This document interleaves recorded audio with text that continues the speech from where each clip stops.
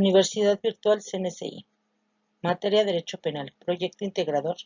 Tutor Nayeli Pugatello. Alumno Elizabeth Germán Pichardo. Carrera de Licenciatura en Derecho. Ciudad de México, 3 de octubre del 2025.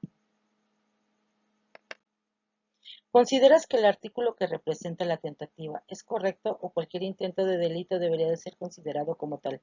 Justifica tu respuesta. El artículo que regula la tentativa es correcto, pues sanciona la ejecución parcial de un delito que no se consuma por causas ajenas a la voluntad de la gente.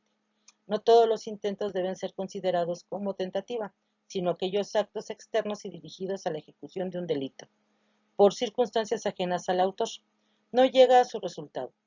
La punibilidad de la tentativa es fundamental para disuadir a delincuentes, ya que los obliga a asumir un riesgo adicional, el de ser castigados sin haber logrado el objetivo criminal.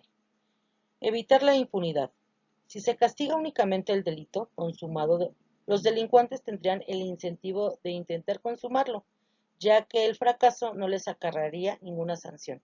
La tentativa penal irrumpe este ciclo de sancionar la intención criminal exteriorizada en los actos.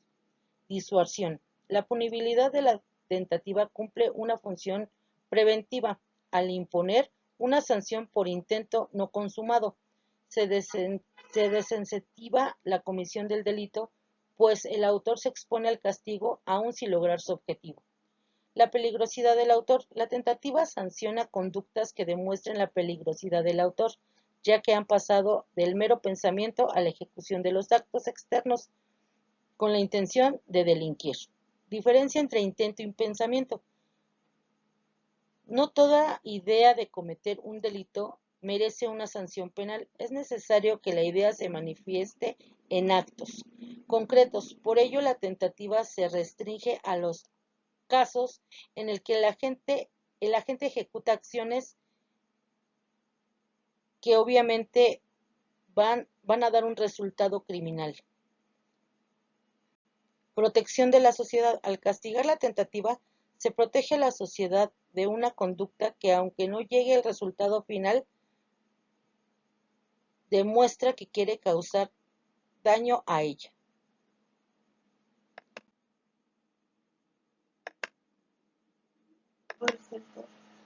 En el caso de los menores que están cercanos a la mayoría de edad, ¿consideras que deben ser juzgados como menores de edad o con la pena de la mayoría de edad y por qué?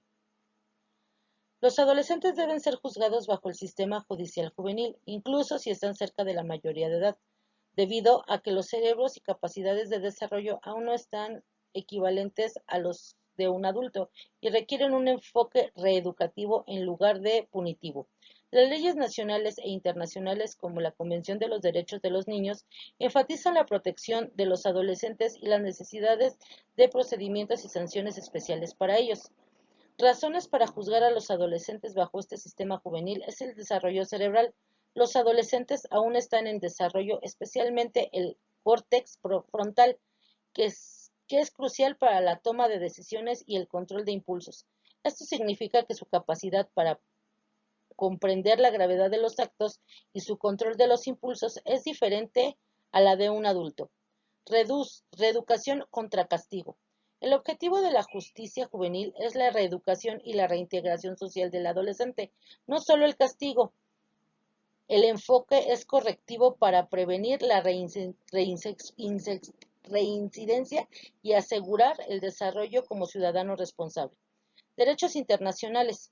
La Convención sobre los Derechos de los Niños establece que los menores no deben ser tratados como adultos al enfrentar un proceso judicial. La norma internacional y las legislaciones de muchos países, como la Ley de Justicia para Adolescentes de la Ciudad de México, la norma internacional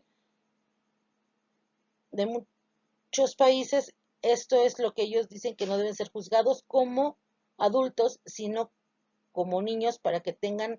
¿Ya me puedes sentar? Ya siéntate. Estoy como... Ya. Shh. Juzgar a los jóvenes como adultos puede llegar a aumentar la probabilidad de que sean criminalizados y estigmatizados por la sociedad y sea más difícil su reintegración a la sociedad. ¿Cuál de los tipos de complicidad consideras que es más observable en los delitos? ¿A qué crees que se deba? La complicidad más observable en los delitos suele ser la complicidad secundaria o necesaria, debido a que se manifiestan en una ayuda no indispensable, pero activa, para la ejecución del delito, la cual es más común de encontrar y probar en la práctica. Esto ocurre por la participación activa, aunque no sea fundamental, es más frecuente que la implícita en los actos. Sin su aporte, el delito sencillamente no se podría cometer, como podría ser el caso de la complicidad principal o necesaria. ¿Por qué es más observable la complicidad secundaria?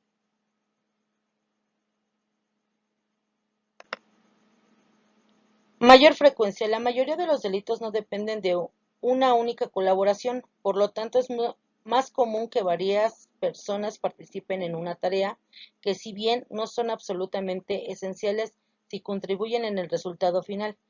Evidencias más accesibles. La colaboración secundaria a menudo deja rastros más fáciles de identificar, como testimonios, grabaciones o pruebas materiales de la ayuda prestada, lo que facilita su comprobación en el proceso judicial. Y la participación activa. Los cómplices secundarios suelen realizar actos concretos de auxilio o cooperación. Estos actos son más tangibles y se pueden documentar, a diferencia de la complicidad que se basa en solamente el apoyo o motivación. ¿Cómo describirías el concepto de concurso de delito? El concurso de delito ocurre cuando una o más acciones, ya sea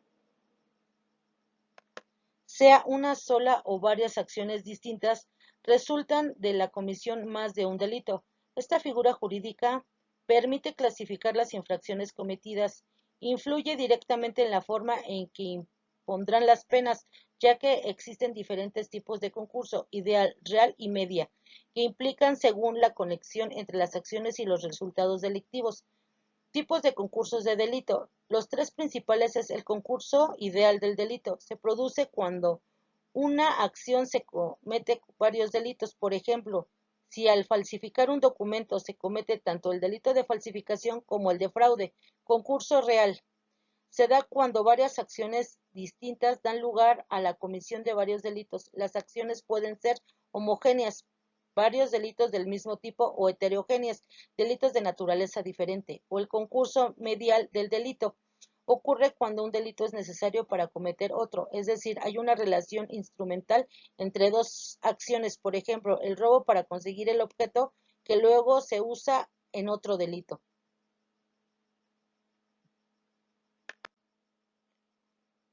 ¿Consideras que en nuestro país hay leyes y penas que se aplican de manera justa, y cómo se establecen las leyes?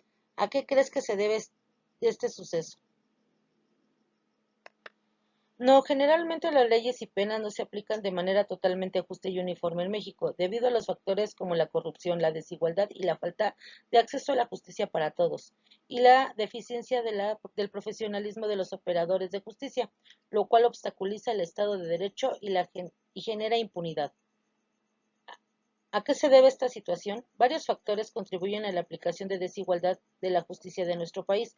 Entre ellos es la corrupción, la existencia de prácticas corruptas dentro de las instituciones encargadas de la aplicación de la ley, la desigualdad social y económica.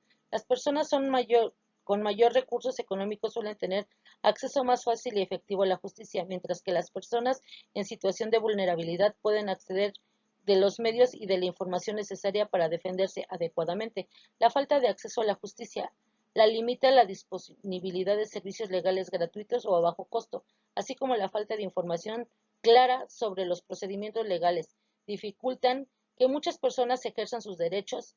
La ineficiencia e impunidad, la deficiencia de los profesionales y la influencia de política y social. ¿Cuáles son las principales características que se deben de considerar al aplicar una pena por una conducta delictiva? Al aplicar una pena por una conducta delictiva, se deben considerar sus características fundamentales: la personalidad,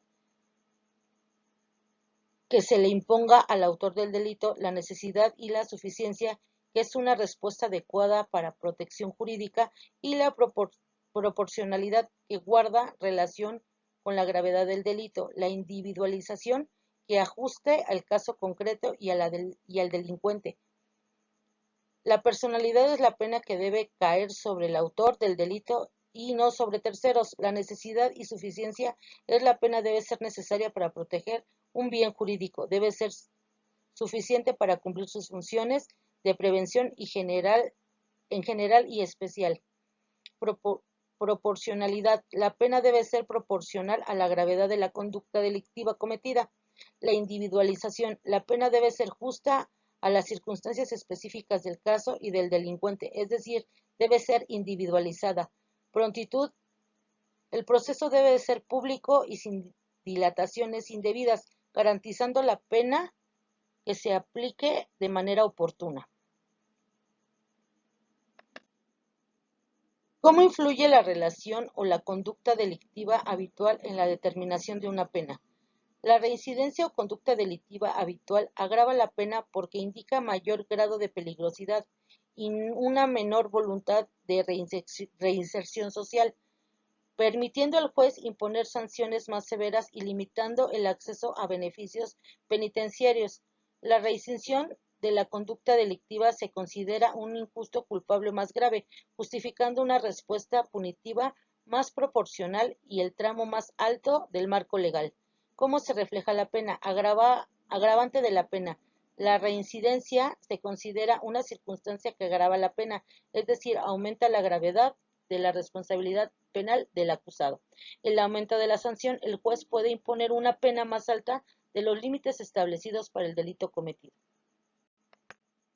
Mayor dificultad para obtener beneficios. La reincidencia puede impedir o dificultar el acceso a beneficios penitenciarios como la libertad condicional, permisos penitenciarios o suspensión de la pena, ya que no cumplieron los requisitos para obtenerlos, inhabilitación para penas alternativas. También puede limitar la posibilidad de acceso a penas alternativas como la realización de trabajos en beneficio de la comunidad.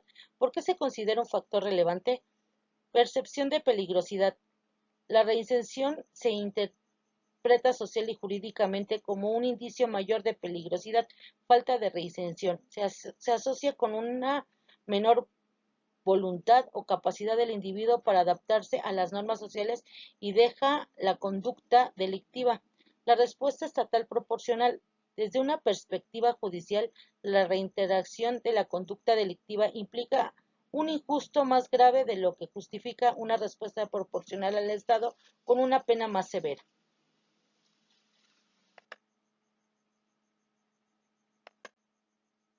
Elige una de las causas de la extinción penal y explica en qué consiste. Una causa de la extinción penal es la prescripción, que ocurre cuando el Estado pierde la facultad de perseguir un delito o ejecutar una pena por el paso de un plazo legal establecido en la ley. Esto significa que después de cierto tiempo no se puede procesar a una persona por un hecho delictivo o ya no puede hacerse cumplir la sentencia. ¿En qué consiste esta prescripción? La prescripción puede afectar tanto a la acción penal como a la pena. La prescripción penal es la pérdida de la facultad del Estado para perseguir el delito, incluso antes de una sentencia, debido al transcurso del tiempo determinado por la ley.